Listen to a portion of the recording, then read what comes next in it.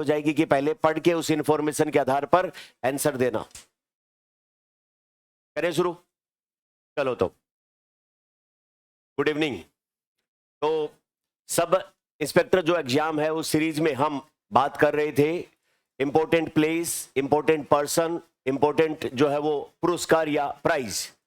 आज जो है वो सब इंस्पेक्टर एग्जाम के लिए हम पिछले 6 महीनों में साइंस और टेक्नोलॉजी के मामले में जितना भी करंट अपडेट हुआ है उसमें एग्जाम में आने लायक कुछ महत्वपूर्ण जो टॉपिक्स हैं उनको एक साथ समरी के तौर पे हम देखेंगे और फिर लास्ट में उन क्वेश्चन, उन टॉपिक के ऊपर बेस्ड कुछ क्वेश्चन होंगे उनको सॉल्व करेंगे। हालांकि हमने इनमें से ज्यादातर टॉपिक अपनी करंट अफेयर सीरीज में पहले ही कवर कर रखे हैं, but for sake of revision, जल्दी से उनका रिवीजन हो जाए तो उस दृष्टिकोण से हम इसको एक बार वापस से देख लेते हैं और कुछ सवाल जो बनते हैं उस पॉइंट ऑफ व्यू से हम इसको डिस्कस करते हैं। तो अपने सामने एक उपग्रह की बात हो रही है और उस उपग्रह का नाम जो है वो रखा गया CMS-03 या फिर इसका नाम है GSAT-7R। तो यहां पर R का मतलब तो है रुक्मिणी या फिर रिप्लेस किया गया है। GSAT-7 ओरिजिनल उपग्रह जो था उसका नाम था रुक्मिणी और इसकी उम्र पूरी हो गई। ये रुक्मिणी उपग्रह अपने नेविगेशन के लिए काम में आने वाला एक उपग्रह था। नेविगेशन किसको कहते हैं? जो अपन जहाज चलाते हैं, एरोप्लेन चलाते हैं, गाड़ी चलाते हैं, उसमें GPS की मदद से अपने को आगे रास्ते वगैरह दिखते हैं। तो वो जो सैटेलाइट मैप की मदद से हम रास्ते देखते हुए या एरोप्लेन को सही जगह पर लैंडिंग करवा रहे हैं, टेक ऑफ करवा रहे हैं या समुद्र में चलने वाले जहाजों को देख रहे हैं, तो वो सारी उपग्रह की मदद से सहायता मिलती है। उसको हम कहते हैं नेविगेशन या नौवहन। तो अपनी भारत की जो नेवी है, इंडियन नेवल सर्विसेज जो है, भारत की 3 सेना के 3 अंग हैं, उनमें से नेवी जो है उसके लिए एक सैटेलाइट उपग्रह का जो है वो अभी इसरो ने क्या नाम से लॉन्च किया था, जिसका नाम क्या रखा गया था? कम्युनिकेशन सैटेलाइट 03 या GSAT-7R। तो पहले जो GSAT-7 था उसका नाम क्या बताया था मैंने अभी? रुक्मिणी। अब इसकी एज पूरी हो गई क्योंकि उपग्रह की एक एज होती है और उसकी जगह पर नया GSAT-7 की जगह पर नया उपग्रह छोड़ा गया जिसको बोला गया GSAT का रिप्लेसमेंट या रुक्मिणी का रिप्लेसमेंट, जिसका नाम क्या है? GSAT-7R या फिर कह दो CMS-03। ये अब तक भारत के इसरो के द्वारा छोड़े गए जो कम्युनिकेशन सैटेलाइट हैं उनमें सबसे जो है वो उन्नत जो है वो सैटेलाइट है। भारत के श्रीहरिकोटा, कहां पर है श्रीहरिकोटा? आंध्र प्रदेश में। ये जो सैटेलाइट लॉन्चिंग साइट होती है जहां से रॉकेट के ऊपर उपग्रह लगा के भेजे जाते हैं, वहां से इसरो के द्वारा 2 नवंबर को इसको छोड़ा गया। जो श्रीहरिकोटा में रॉकेट का लॉन्चिंग सेंटर है उसका क्या नाम है? सतीश धवन अंतरिक्ष केंद्र। सतीश धवन भारतीय जो वो अंतरिक्ष प्रोग्राम को स्टार्ट करने वाले वैज्ञानिकों में से एक थे। अब ये भारत का स्वदेशी रूप से जो वो सबसे एडवांस टाइप का कम्युनिकेशन सैटेलाइट है। इसको ऊपर ले जाने वाले रॉकेट का नाम क्या था? लॉन्च व्हीकल मार्क 3, LVM-3 बोलते हैं। उसका मिशन M5 5वें नंबर की उड़ान थी। देखिए इसरो के द्वारा अलग अलग प्रकार के लॉन्च व्हीकल या रॉकेट जो है उनका उपयोग किया जाता है उपग्रहों को छोड़ने के लिए। तो इस CMS-3 जो कम्युनिकेशन सैटेलाइट है इसको छोड़ने के लिए जो उपग्रह काम में लिया गया उसका नाम है लॉन्च व्हीकल मार्क 3, जिसकी कौन से नंबर की उड़ान थी? 5वें नंबर की। ये जो CMS-3 सैटेलाइट है ये अनेक बैंड, फ्रीक्वेंसी बैंड होते हैं, उनके ऊपर काम कर सकता है। इसका वजन 4400 किलोग्राम और ये जो जियो सिंक्रोनस ट्रांसफर ऑर्बिट, अलग अलग ऑर्बिट होते हैं, लो अर्थ ऑर्बिट, मिडिल अर्थ और ऑर्बिट और उसके ऊपर जो है वो हाई अर्थ ऑर्बिट, जिसमें अलग अलग टाइप के उपग्रह अपनी आवश्यकताओं के अनुसार छोड़े जाते हैं और इन उपग्रहों के बीच में जो ट्रांसफर उपग्रह बाद में किए जाते हैं इसलिए उसको जियो ट्रांसफर ऑर्बिट कहा जाता है। इसकी कितने साल तक काम करेगा? ये 15 साल तक काम करेगा और इंडियन नेवी जो है उसके लिए कम्युनिकेशन एडवांस करेगा, बहुत बेहतरीन हो जाएगा। ये 2013 में पुराने वाला रुक्मिणी जो था जिसका नाम था GSAT-7, उसकी जगह पर नया सैटेलाइट उसका स्थान ले लेगा। उसके बाद अगला ब्लू बर्ड ब्लॉक 2 मिशन। देखिए एक अमेरिका की कंपनी है और उस अमेरिका की कंपनी का नाम है ASAT स्पेस मोबाइल। क्या नाम है? ASAT space mobile.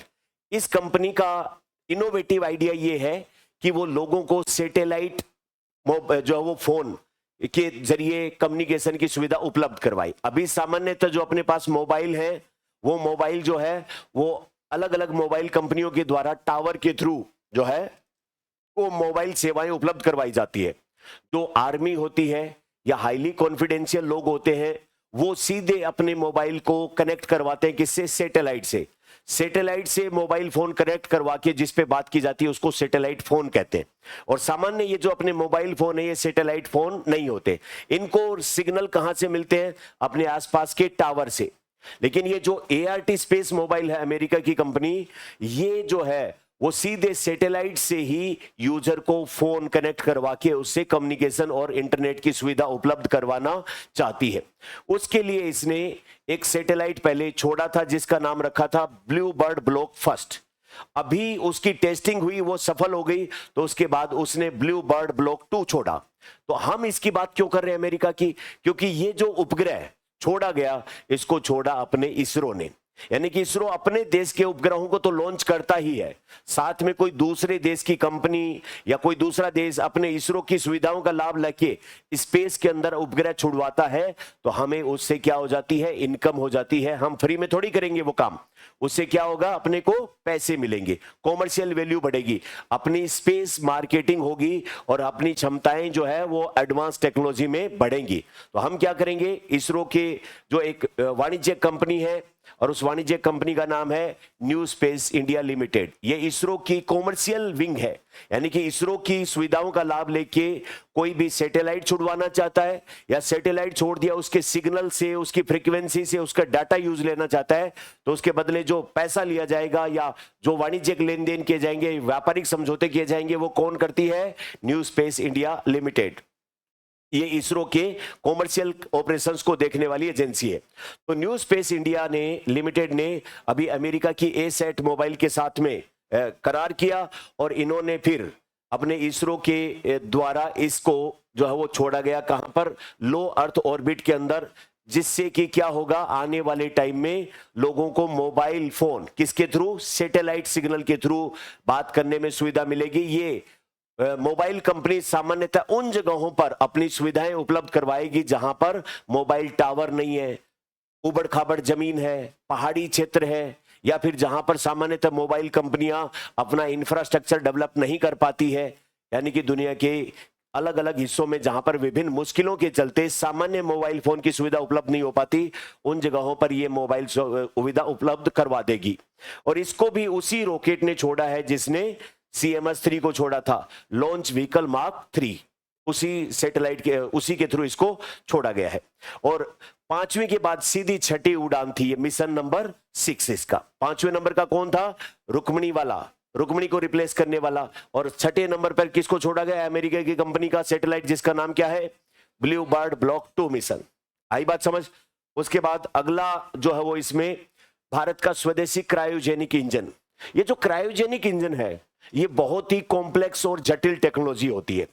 सामान्य इंजन में जहां पर सामान्य तापमान के ऊपर फ्यूल के साथ ऑक्सीडाइजर मिलाकर हीट पैदा की जाती है या एनर्जी पैदा की जाती है और जिससे इंजन चलता है, वहीं क्रायोजेनिक इंजन में जो फ्यूल के रूप में काम में लिया जाएगा और फ्यूल को जलाने के लिए जो ऑक्सीजन ऑक्सीडाइजर काम में लिया जाएगा, उन दोनों को बहुत ही नीचे तापमान में रखना पड़ता है।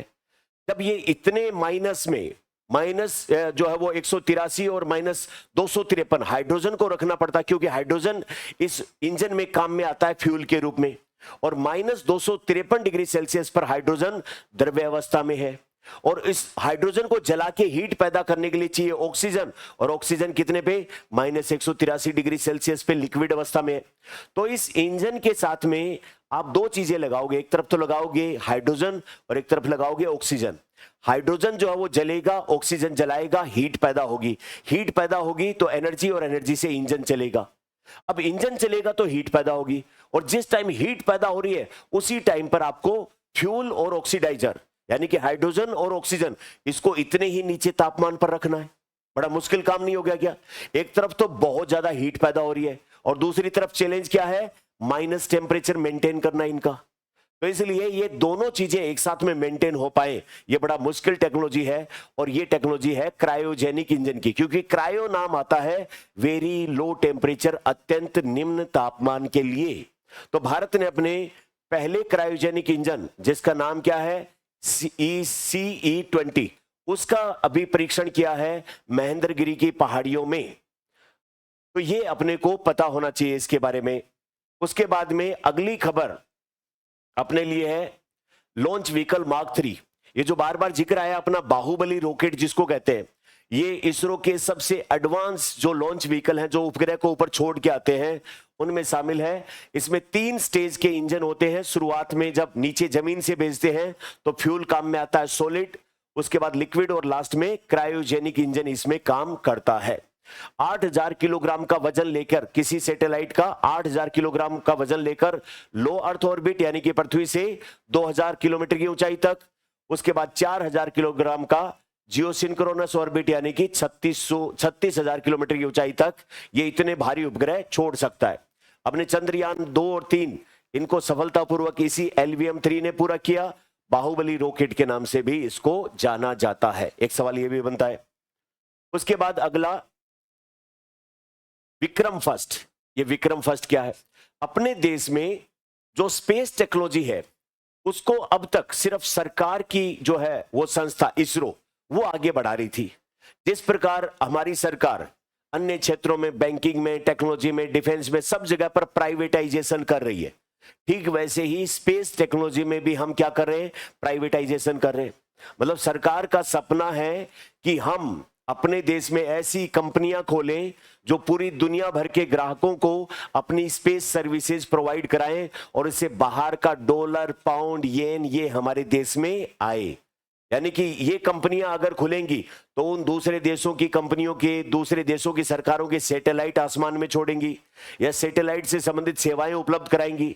तो सिर्फ सरकार के क्षेत्र की कंपनी इसरो के पास इतनी क्षमताएं नहीं है कि जितने ऑर्डर आते हैं उनको पूरा कर सके, तो इसके लिए प्राइवेट सेक्टर को भी खोला जाए। तो उसी के तहत एक कंपनी है अपने देश में हैदराबाद के अंदर, प्राइवेट स्पेस कंपनी, जिसका नाम क्या है? स्काई रूट एरोस्पेस। इसके द्वारा आसमान में सैटेलाइट छोड़ने के लिए एक रॉकेट या लॉन्चिंग व्हीकल तैयार किया है जिसका नाम रखा है विक्रम फर्स्ट। क्या नाम रखा है? विक्रम फर्स्ट। विक्रम साराभाई एक वैज्ञानिक अपने स्पेस प्रोग्राम को स्टार्ट करने वाले, उनके सम्मान में यह विक्रम फर्स्ट रखा है। भारत के प्रधानमंत्री जी ने इनके स्काई रूट का एक कैंपस है हैदराबाद में जिसका नाम है इन्फिनिटी कैंपस, उस टाइम पर ये जो है वो इसका अनावरण किया और ये जो है वो छोटे वाले सैटेलाइट आसमान में छोड़ने के लिए डिजाइन किया गया है। और ये जो है वो तेजी से 3D प्रिंटिंग की मदद से बना के, और जैसे आज ऑर्डर किसी कंपनी ने दिया है कि हमें सैटेलाइट छुड़वाना है तो ये बहुत कम समय में ये सेवा उपलब्ध करवा देगा। ऐसा नहीं कि महीनों की वेटिंग आ रही है। आज वो कोई कंपनी सैटेलाइट लॉन्च करना चाहती है और पता लगा कि 6 महीने बाद नंबर आएगा, बिल्कुल भी नहीं। ऑन डिमांड प्रक्षेपण कर सकता, 24 घंटे के भीतर लॉन्च साइट से असेंबल लॉन्च करके और आसमान में टांग दिया आपका सैटेलाइट, है ना। उसके बाद अगला है वायुपुत्र। अपने देश में एक ऐसी रॉकेट सामान्यतः चलती है फ्यूल से, और जब फ्यूल जलता है तो उसके पीछे खूब सारा धुआं, प्रदूषण और ओजोन लेयर का नुकसान, ग्लोबल वार्मिंग, खूब सारी समस्याओं का सामना करना पड़ता है। अब एक ऐसा रॉकेट बनाया है जो कि किससे चलता है? इलेक्ट्रिक यानी कि बिजली से, और इससे पोल्यूशन नहीं होगा, पोल्यूशन फ्री होगा। इसको बनाने वाली कंपनी कौन है? चेन्नई की space kids India. 3D technique से इसको प्रिंटिंग करके बनाया गया है। Iron bird facility.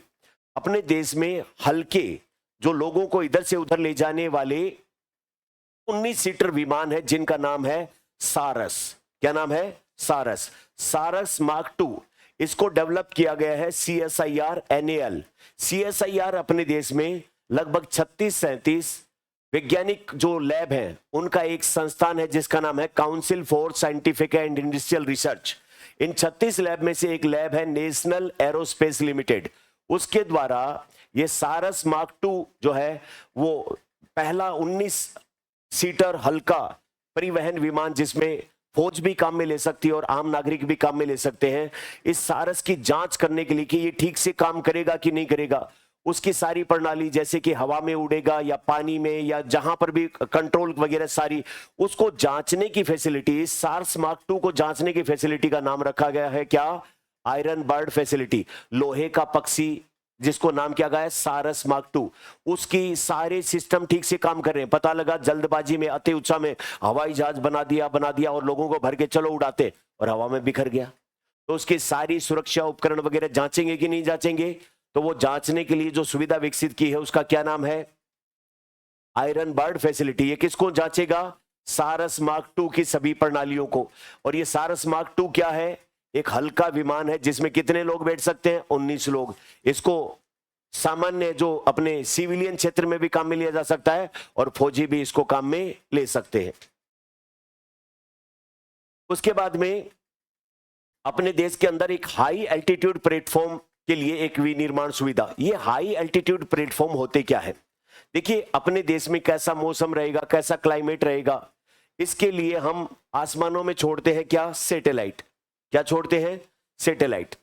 आसमान में सैटेलाइट छोड़ते हैं और सैटेलाइट जो है वो ऊपर से अपने को डाटा भेजते हैं और डाटा भेजते हैं तो नीचे अपन उसका एनालिसिस करके मौसम के बारे में सारी जानकारी अपने को मिल जाती है। सिंपल सी बात है। लेकिन सैटेलाइट छोड़ना, मेंटेन करना बड़ा भारी काम है, बहुत खर्चा लगता है। उसकी बजाय हम आसमान में 15 से 20 किलोमीटर की ऊंचाई पर ऐसे हल्के विमान भेजें जो कई घंटों तक ऊपर रह के बादल बने कि नहीं बने, हवा किधर से आ रही है, वो मौसम से संबंधित सारी जानकारी लेकर के और अपने वापस नीचे आ जाए और अपने को डाटा भेज दे। तो वो सस्ता काम है कि नहीं है? उनको क्या बोलते हैं? High altitude platform. इसके बारे में यही सब बातें हैं कि 20 किलोमीटर से अधिक ऊंचाई पर लंबी अवधि तक ऊपर उड़ान भरे और उसको सौर ऊर्जा ऊपर से जो है वो एनर्जी मिलती रहे। तो उसके लिए जो है वो अपनी HAP हाई एल्टीट्यूड प्लेटफॉर्म के लिए ये यहां पर सुविधा का उद्घाटन किया है। और 29 नवंबर 2025 को अपने मिनिस्टर हैं जो विज्ञान और प्रौद्योगिकी मंत्रालय को लीड करते हैं, जितेंद्र सिंह जी, उन्होंने CSIR NL national aerospace limited Bengaluru में इसके लिए एक जो है वो HAL बनाने की सुविधा का उद्घाटन किया है। तो एग्जाम में आने लायक सवाल क्या बनता है? हाई एल्टीट्यूड प्लेटफॉर्म क्या होते हैं? तो ये एक तरीके से लंबे समय तक आसमान में रह के मौसम से संबंधित निगरानी या वो सब चीजों को करने वाली बात है ना? तो बड़े उपग्रहों का एक लागत यानी कि कम कॉस्ट के अंदर अल्टरनेट अपने विकसित हो, उसके बारे में बात है। उसके बाद ये एनवीमैट सिस्टम, ये चीज क्या है?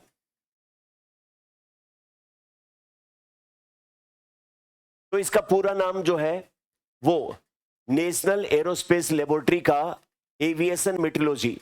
जब आसमान से हवाई जहाज उतरते हैं, लैंडिंग करते हैं और जब टेक ऑफ करते हैं तो उस टाइम पर कई बार कोहरा होता है, धुंध होती है या कई बार बारिश आ रही होती है, ओले गिर रहे होते हैं और उससे विमान के क्षतिग्रस्त होने की संभावनाएं बढ़ जाती है।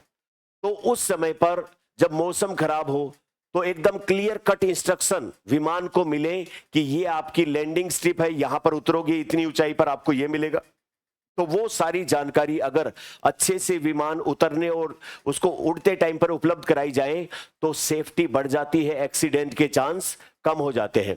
तो उसके लिए जो है वो नेशनल एरोस्पेस लेबोरेटरी का विकसित किया गया एविएशन मेट्रोलॉजी का एक सिस्टम है और ये रियल टाइम में भारतीय जो एविएशन इंडस्ट्री है उसको मौसम की निगरानी और कैसा मौसम है उसकी रिपोर्ट देने के लिए ये काम करने के लिए जो है वो बेंगलुरु के एयरपोर्ट से इसकी स्टार्टिंग की गई है ताकि सेफ एविएशन से संबंधित यानी कि विमानों से संबंधित सेफ्टी को बढ़ाया जा सके, उसके एक्सीडेंट को कम किया जा सके। क्या नाम है?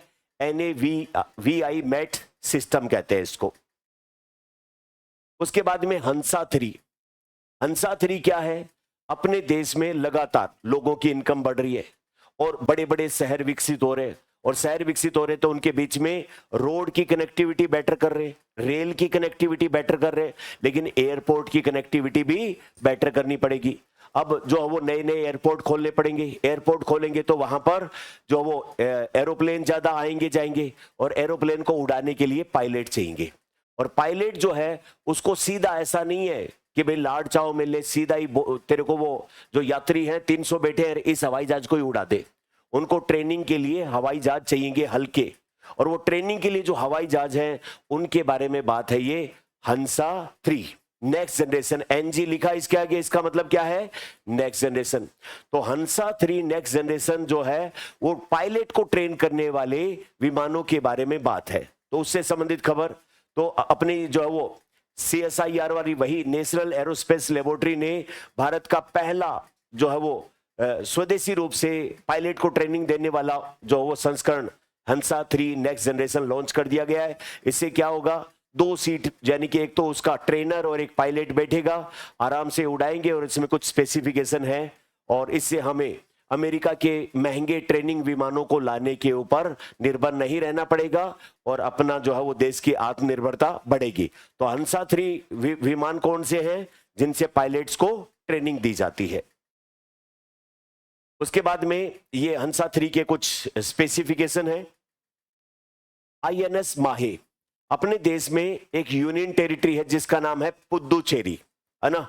पुद्दुचेरी जो है वो पहले फ्रांसीसियों के अधीन थी और पुद्दुचेरी के 4 डिस्ट्रिक्ट हैं। क्या क्या है वो, यनम, माहे, कराईकाल और पुद्दुचेरी खुद। और माहे कहां पर है, west coast of India, Kerala में स्थित है कि नहीं। अच्छा, वहां पर INS इंडियन नेवल जो है वो शिप, उनके माहे श्रेणी के जहाज बनाए जाने हैं कुल 8। इनकी विशेषता यह है कि ये एंटी सबमरीन है, यानी कि भारत की जो नेवी है उसको पानी के अंदर चलने वाली जो पनडुब्बी होती है उनको क्या कहते हैं, सबमरीन।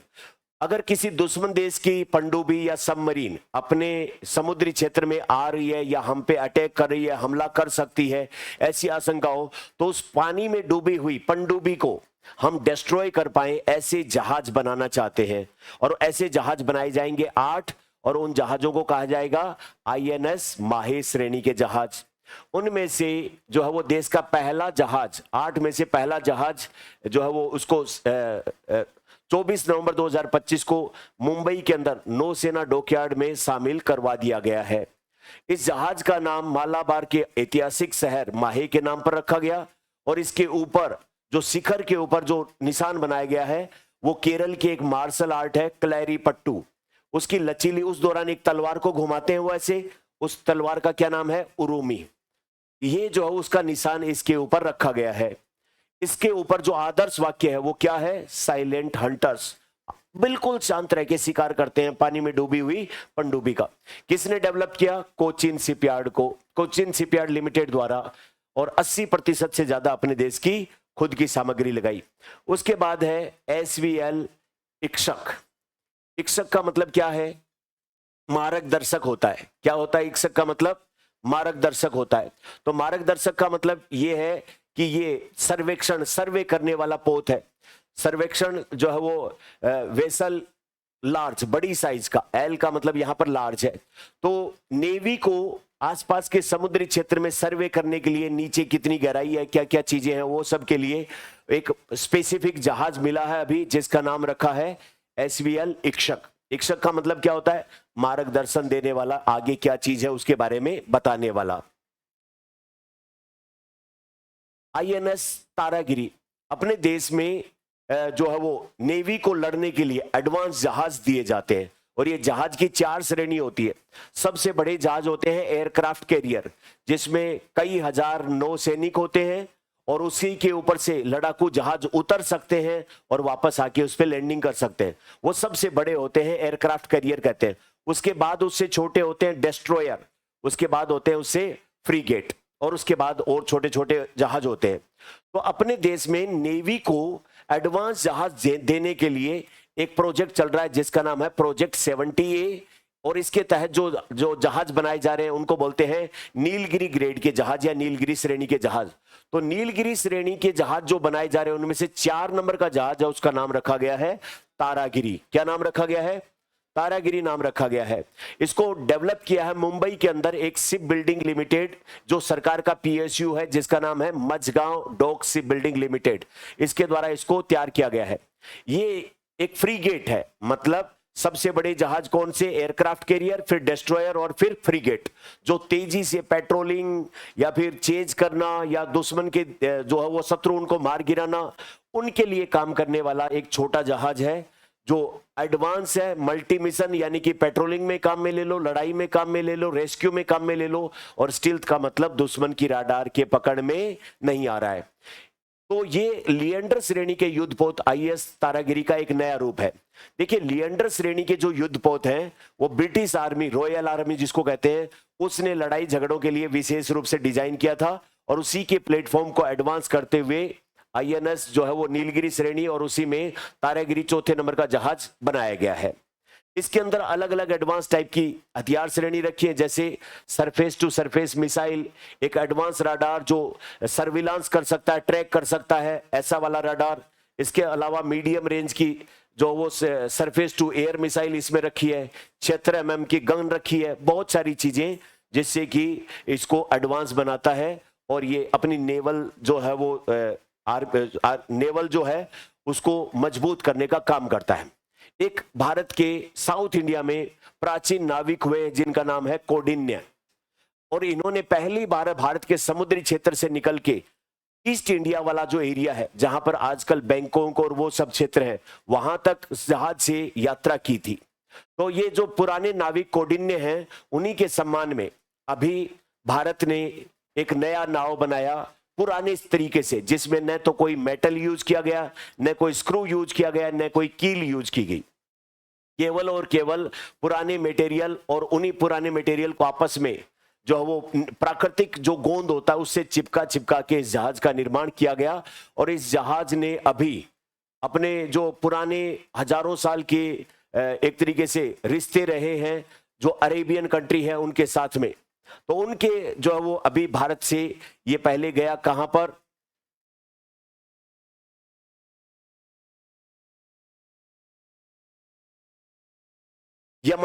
यमन वाले जो है वो यमन तक जाके और वापस अभी पूरा वापस से आया है, भारत वापस पहुंच गया है सुरक्षित। तो ये INS कौंडिन्य जो है वो एक तरीके से लड़ाई झगड़े वाला नहीं, एक तरीके से अपने देशों के पुराने हजारों साल पुराने जो रिश्ते हैं उन रिश्तों को वापस से याद ताजा करने वाला, सॉरी ओमान की राजधानी यमन मैंने बोल दिया, ओमान जाके ये वापस आया है। तो ये भी एक महत्वपूर्ण सवाल बनता है एग्जाम में आने लायक। उसके बाद में INS अंशदीप एक और सबमरीन वारफेयर है, और ये भी जो है वो एक तरीके से INS अर्नाला और एंड्रोथ के बाद तीसरे नंबर पे INS अंशदीप आया है, जिसको डॉल्फिन हंटर नाम दिया गया है, और एंटी सबमरीन और एडवांस टाइप की उसी तरीके की इसकी भी विशेषताएं हैं। फिर समुद्र प्रताप जो अपने इंडियन कोस्ट गार्ड हैं उनको एक तरीके से पेट्रोलिंग करने के लिए, समुद्र में जो प्रदूषण फैल गया है उन प्रदूषण को कंट्रोल करने के लिए जो 2 जहाज हैं उनमें से एक जहाज है इंडियन कोस्ट गार्ड का शिप जिसका नाम है समुद्र प्रताप। ICGS का मतलब इंडियन कोस्ट गार्ड जो है वो शिप। तो ये प्रदूषण नियंत्रण, पेट्रोलिंग और उन सब के लिए काम करने वाला। फिर INS सिंधु घोष, तो ये एक पनडुब्बी है जो पानी के नीचे चलती है, और इसको अभी रिटायर कर दिया गया है 40 साल की सेवा के बाद में। तो अभी हाल ही में रिटायर हुई पनडुब्बी भारत की कौन सी है, इंडियन नेवल शिप वाली कैटेगरी में सिंधु घोष। फिर CTS कृष्णा, तो CTS कृष्णा जो है वो कैडेट को ट्रेनिंग देने वाला शिप, जो नेवी के कैडेट होते हैं जो नए अपने भर्ती होते हैं उनको ट्रेनिंग देने वाला शिप है कृष्णा, तो इसलिए जो है वो कैडेट को प्रशिक्षण।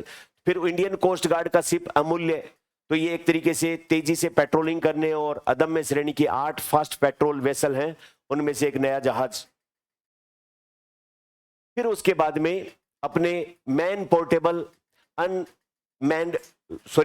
Under water autonomous under water vehicle, जो नीचे समुद्रों के बहुत सारे एक तरीके से जाना होता है ताकि नीचे समुद्र तल में कितने टाइप के मिनरल्स या दूसरे पनडुब्बी नहीं घूम रही है, जो भी सर्विलांस करनी है उन सब के लिए एक जो है वो man portable autonomous under water vehicle बनाया गया है।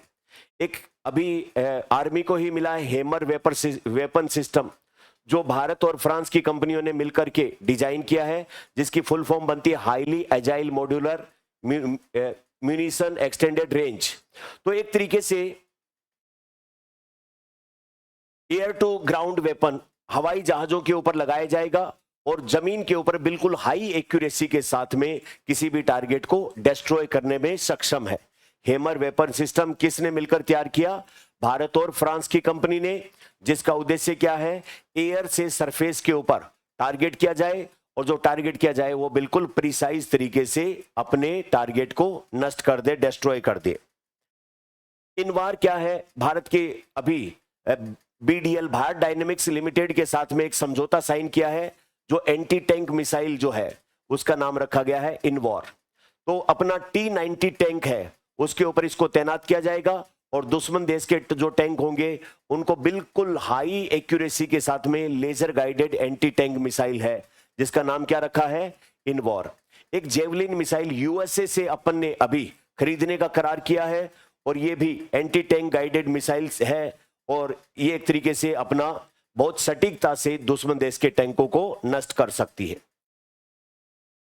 उसके बाद में ये आजकल ईरान वाले युद्ध में हम देख रहे हैं, एक ड्रोन होते हैं जिनको बोलते हैं केमिकेज ड्रोन। क्या ड्रोन होते हैं ये?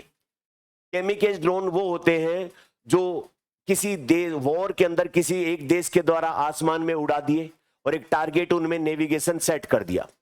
वो हवा के अंदर कई समय तक रह सकते हैं और जैसे ही टारगेट फाइनल होता है उसके अंदर बारूद भरा होता है और वो उस टारगेट के ऊपर जाकर खुद भी नष्ट हो जाता है और टारगेट को भी नष्ट कर देता है। ऐसे वाले जो ड्रोन होते हैं उनको क्या कहते हैं, कामिकेजे या कामिकेज ड्रोन बोलते हैं।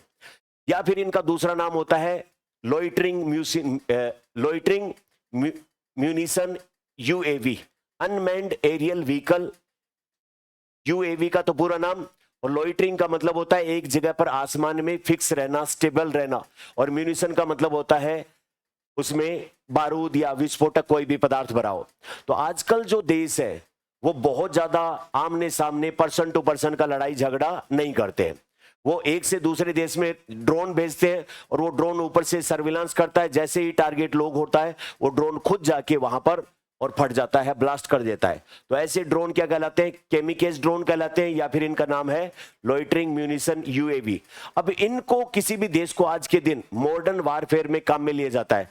तो युद्ध अगर जीतना है तो अपने को भी इस तरीके के ड्रोन बनाने पड़ेंगे और ये ड्रोन बनाने के लिए अभी अपने यहां पर शुरुआत की गई है। उसके बाद में भारत का पहला end to end silicon carbide semiconductor Odisha के अंदर शुरू किया गया है। तो ओडिशा के अंदर इसको शुरू क्यों किया गया, क्योंकि सेमीकंडक्टर जो है आज के दिन उसकी शुरुआत अपने को जरूरत पड़ती है कंप्यूटर, मोबाइल, टैबलेट, या फिर जो अपन रॉकेट बनाते हैं, चिकित्सा उपकरण बनाते हैं, गाड़ियां बनाते हैं, सब जगह पर। तो ये जो सिलिकॉन की चिप है उसकी माइनिंग करने से लेकर एंड प्रोडक्ट तक बनाने के लिए एक सुविधा अपनी विकसित की है। कहां पर, ओडिशा के अंदर। तो ओडिशा के अंदर जो है वो पहला अपना ये एक तरीके से संयंत्र लगा दिया गया है। इसके बारे में डिटेल से अपन ने पहले भी बात कर रखी है। उसके बाद में नेक्सकार 19, ये एक ब्लड कैंसर को या किसी भी प्रकार के कैंसर को ठीक करने की थेरेपी है जो भारत के अंदर एक कंपनी है मुंबई में जिसका नाम है एसीटी, इम्यूनो एसीटी कंपनी है। आईआईटी बॉम्बे और टाटा मेमोरियल हॉस्पिटल बॉम्बे, उन दोनों के सहयोग से इम्यूनो एसीटी ने देश के अंदर कैंसर का इलाज करने की पहली जीन थेरेपी विकसित की है जिसका नाम है नेक्सकार 19। और नेक्सकार 19 की सक्सेस रेट जो है वो बाकी सब थेरेपी की तुलना में अच्छी खासी ज्यादा है। हमारी राष्ट्रपति ने अभी पिछले साल इसको अनुमति दे दी है और अब इससे इलाज होना शुरू हो गया है। उसके बाद बिरसा 101, बिरसा मुंडा आदिवासियों के नेता रहे और बिरसा मुंडा की 150वीं जो जयंती है उसके ऊपर आदिवासियों में पाई जाने वाली एक बीमारी जिसका नाम है सिकल सेल एनीमिया, क्या नाम है, उसको ट्रैक करके ठीक करने की जीन थेरेपी जिसका नाम रखा गया है बिरसा 101। इसका अभी उद्घाटन किया गया है। तो ये भी एक अच्छा अपना सवाल बनता है एग्जाम में। ये खास बात ये है कि बायोटेक्नोलॉजी के एडवांस एक टेक्निक है जिसका नाम है क्रिस्पर, उसके ऊपर आधारित है और इससे सिकल सेल एनीमिया जैसी जेनेटिक डिजीज को ठीक किया जा सकता है। प्रोजेक्ट सनकैचर, अभी पिछले दिनों गूगल ने अपने बड़े बड़े डाटा सेंटर जमीन के बजाय आसमान में स्थापित करने का निर्णय लिया, क्योंकि जमीन के अंदर जब डाटा सेंटर लगाते हैं तो खूब सारी बिजली चाहिए, खूब सारा पानी चाहिए और संसाधनों का कमी हो रही है पृथ्वी पर। तो क्यों न ऊपर आसमान में सैटेलाइट के साथ साथ डाटा सेंटर बना दिए जाएं और उसको वहां पर लगातार बिजली की सप्लाई के लिए सोलर पावर प्लांट वहीं विकसित कर दिए जाएं। तो गूगल का ये जो जो आसमान में एक तरीके से बड़े डाटा सेंटर स्टैब्लिश करने का जो प्रोजेक्ट है उसी का नाम क्या दिया गया है, प्रोजेक्ट सनकैचर। उसके बाद में विश्व का पहला थोरियम मोल्टन सॉल्ट रिएक्टर। देखिए कोई भी विद्युत संयंत्र होते हैं वो या तो थर्मल पावर प्लांट होते हैं या न्यूक्लियर पावर प्लांट होते हैं, या फिर जो वो सोलर पावर प्लांट होते हैं या विंड वाले एयर पावर प्लांट होते हैं, हाइडल पावर प्लांट होते हैं, जो न्यूक्लियर पावर प्लांट होते हैं उसमें यूरेनियम की जरूरत पड़ती है, क्योंकि यूरेनियम में न्यूक्लियर फिशन, नाभिक के विखंडन की अभिक्रिया होती है और उस दौरान हीट पैदा होती है, और उस हीट से हम क्या करते हैं, जो है वो टरबाइन, पानी को गर्म करते हैं, जिससे टरबाइन घूमता है, जनरेटर चलता है और बिजली बनती है। अब क्या किया गया कि पूरी दुनिया में यूरेनियम की तो है कमी और यूरेनियम का एनरिचमेंट भी नहीं हो पाता, जबकि थोरियम सब जगह खूब है, खास करके भारत में समुद्री तटों पर, केरल से लेकर और उधर पूरे एरिया तक, बंगाल तक खूब सारा थोरियम है। अब थोरियम जो है उसकी समस्या यह है कि उसमें न्यूक्लियर फिशन नहीं करवाया जाता, उस तरीके से हीट पैदा नहीं करवाई जाती। तो थोरियम को पहले कन्वर्ट कर दिया जाए यूरेनियम में और फिर यूरेनियम का न्यूक्लियर फिशन करवा के और बिजली बना ली जाए। तो उस सुविधा के लिए ये जो है वो रिएक्टर चाइना ने अभी बना के दिखा दिया है, जिसका नाम रखा है थोरियम मोल्टन साल्ट। देखिए, जो न्यूक्लियर पावर प्लांट होते हैं उसमें हीट बहुत ज्यादा रहती है और उस हीट को कंट्रोल करने के लिए उसमें लगाया जाता है कूलेंट, शीतलक। और शीतलक क्या होता है, हैवी वाटर भी होता है, सोडियम भी होता है। यहां पर जो कूलेंट काम में लिया जाएगा वो क्या लिया जाएगा, पिघला हुआ नमक, मोल्टन साल्ट। तो थोरियम मोल्टन साल्ट शीतलक वाला रिएक्टर, जिसको चाइना ने अभी डिस्प्ले कर दिया कि हमने उसको बना लिया, हमें इसकी सख्त जरूरत है। अगर हम ये बना लेते हैं, ये टेक्नोलॉजी अपना लेते हैं, तो अपने थोरियम की कमी है नहीं। इस रिएक्टर में थोरियम जो है वो किस में कन्वर्ट हो जाएगा, यूरेनियम में, और फिर अपने पास न्यूक्लियर पावर प्लांट और उसमें बिजली की कोई कमी नहीं आएगी। तो बहुत ही बेहतरीन चौथी पीढ़ी के थोरियम मोल्टन साल्ट रिएक्टर, इसके ऊपर भी एक अच्छा सवाल बन सकता है। अब सवाल सोल्व करके बताओ मुझे।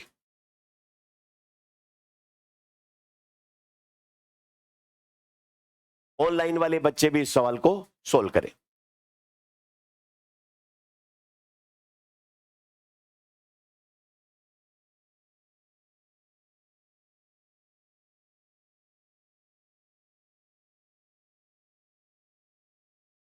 चलो अगला सवाल सोल्व करके बताओ।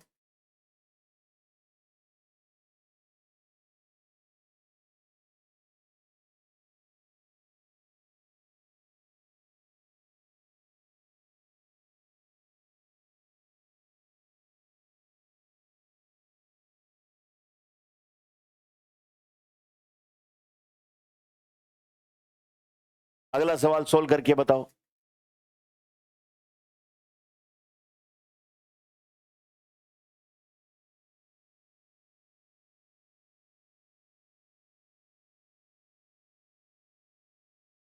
सभी मैच है क्या इसमें? ठीक है, अगला सवाल सोल्व करके बताओ।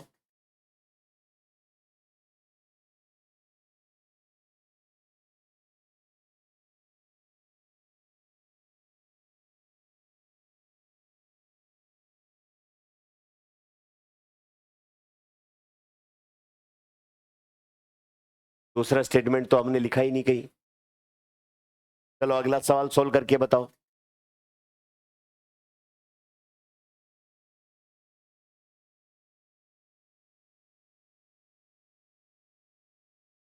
अच्छा, अगला सवाल सोल्व करके बताओ।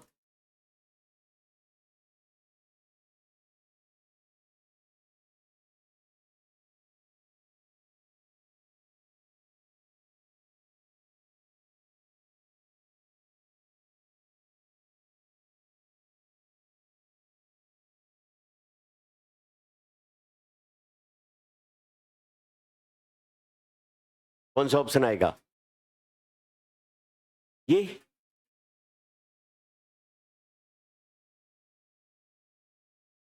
ये कहा था क्या हमने? ये कहा था M6 का मतलब क्या है? Mission number 6। तो पहला मिशन तो नहीं हो सकता।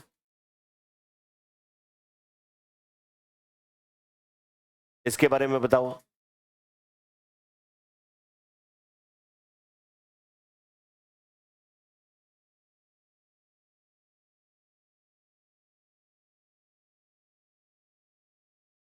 अच्छा, ये वाला आगे बूट स्ट्रैप वाला आपको समझ में नहीं आया। बूट स्ट्रैप स्टार्ट ऑन प्रणाली क्या होती है कि अगर हम आसमान में रॉकेट भेज रहे हैं और उसमें मल्टीपल स्टेज के इंजन है, तो ऊपर एक स्टेज का इंजन जो वो ईंधन खत्म हुआ और अगले स्टेज का ईंधन अपने आप जो वो जलने लग जाए, इंजन अपने आप स्टार्ट हो जाए, तो उसको, उस प्रणाली को क्या बोलते हैं? बूटस्ट्रैप स्टार्ट ऑन सिस्टम कहते हैं उसको।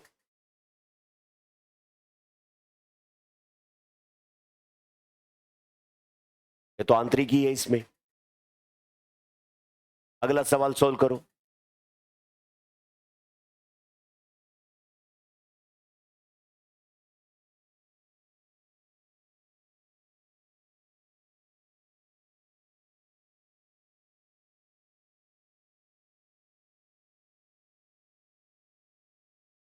कौन सा?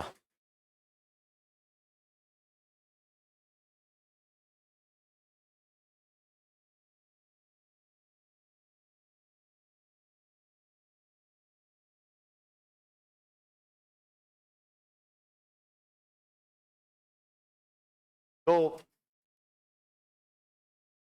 साइंस और टेक्नोलॉजी वाले पार्ट में इतना ही। किसी नए टॉपिक के साथ मिलते हैं। Thank you. हाँ, तो अब अपने मूल मुद्दे पे बात करें हम। ये तो उसकी हो गई। चलो लिख देते हैं जल्दी जल्दी वो बातें।